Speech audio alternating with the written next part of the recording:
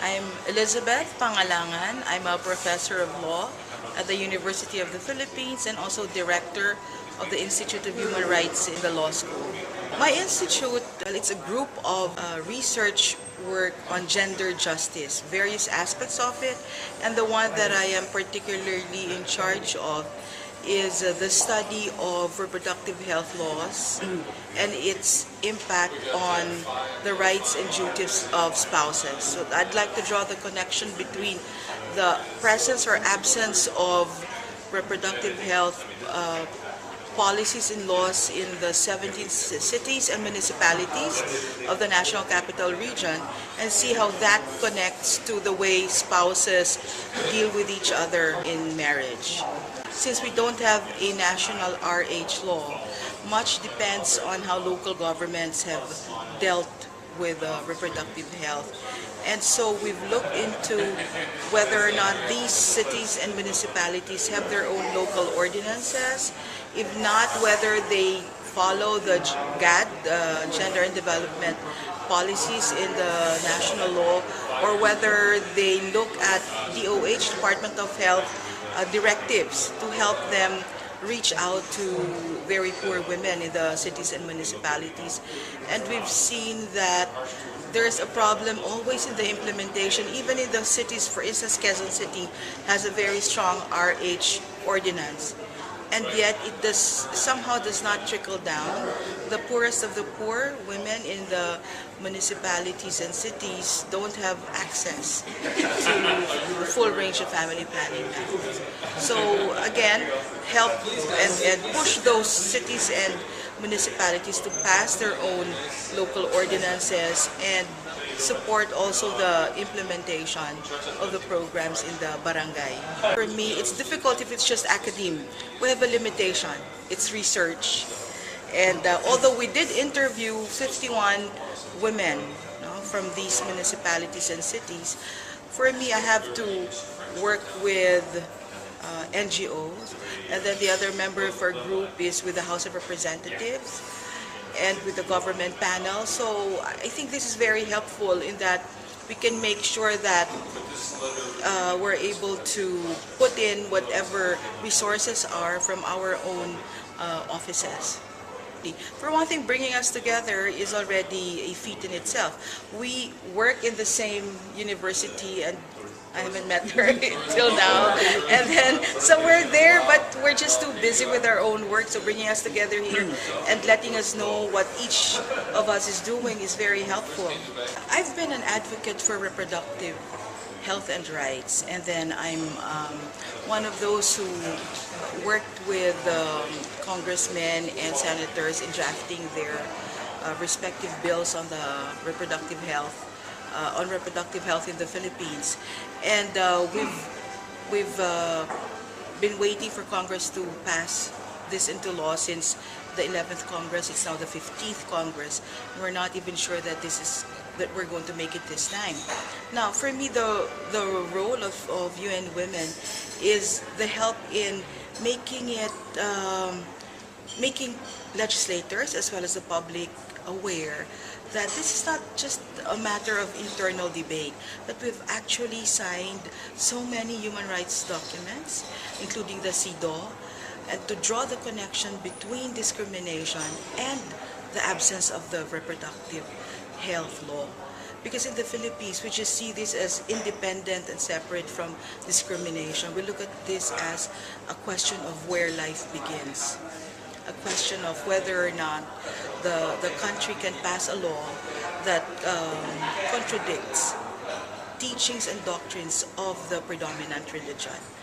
And then we don't draw the connection between the passage of this bill into law and how it affects the rights of women. There's somehow a disconnect. They don't see that, whenever I ask a question, how does the absence of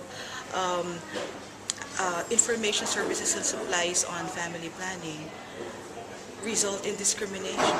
And for law students whom I teach, and I also teach a course in OBGYN at the University of the Philippines College of Medicine, they're stumped. They don't see the connection. How is this discriminatory?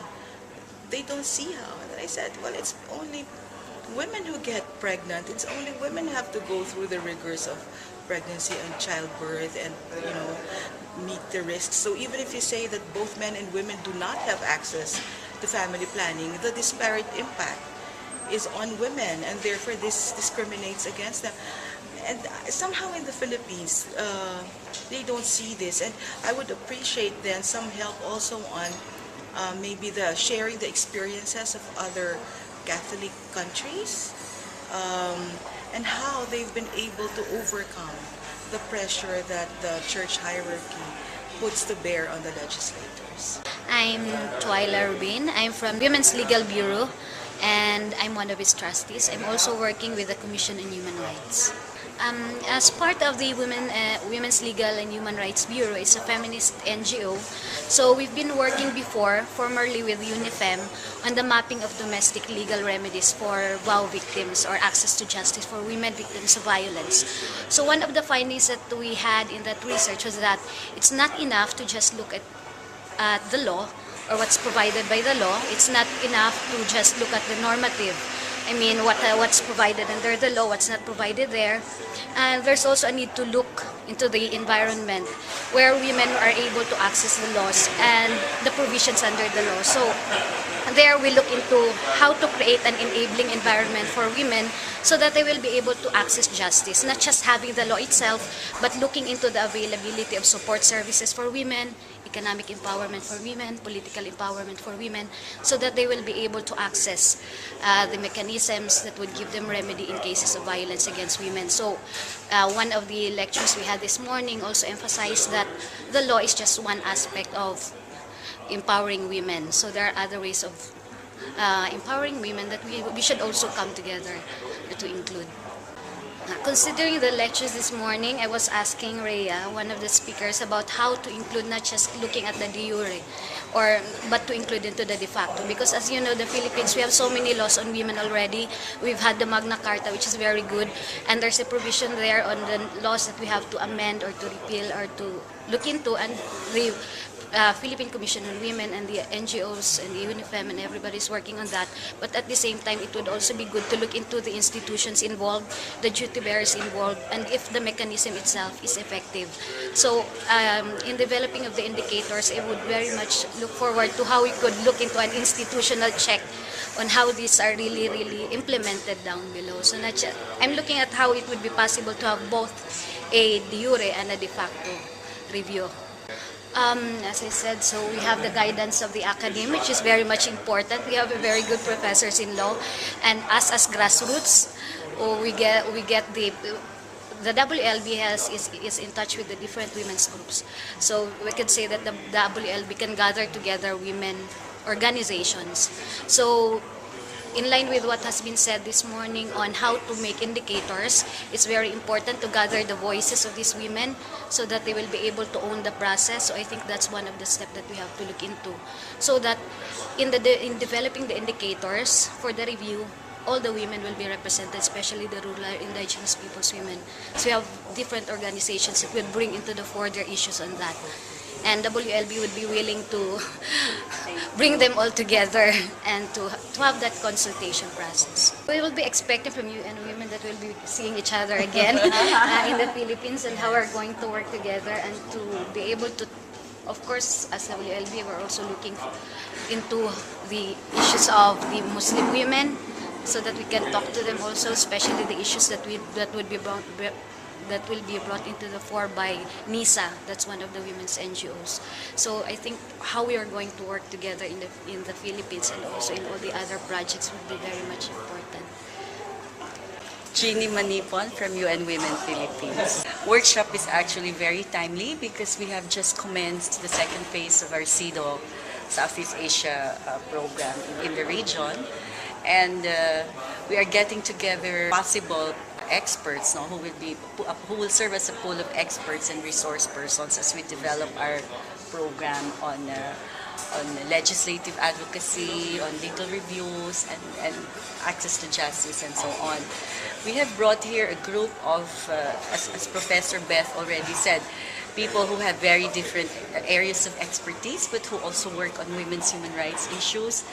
And we hope to develop a strategy.